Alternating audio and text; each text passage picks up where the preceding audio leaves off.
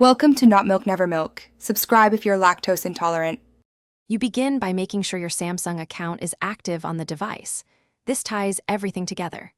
Go to Settings, then Biometrics and Security to enable Find My Mobile and Remote Unlock so you can access the phone remotely. Once done, switch location on and set high accuracy mode. Enable offline finding so the device can be located even without Wi-Fi. These steps let you track, lock, or ring the phone remotely, so perform them now before proceeding to locate the device.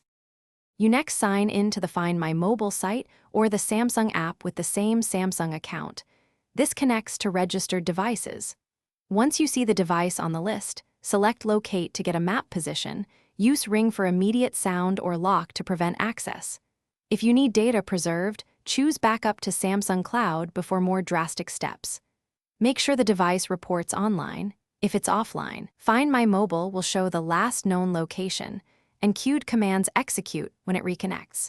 When recovery fails and security is a concern, use Erase to remove personal data remotely, but understand this is irreversible and may disable future tracking. Confirm your Samsung account before proceeding.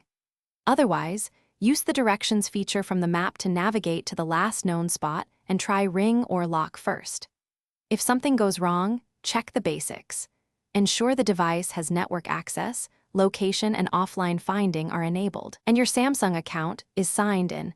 These 3 items fix most problems quickly. Thanks for watching. If this was helpful, leave a like and consider subscribing. See you next time.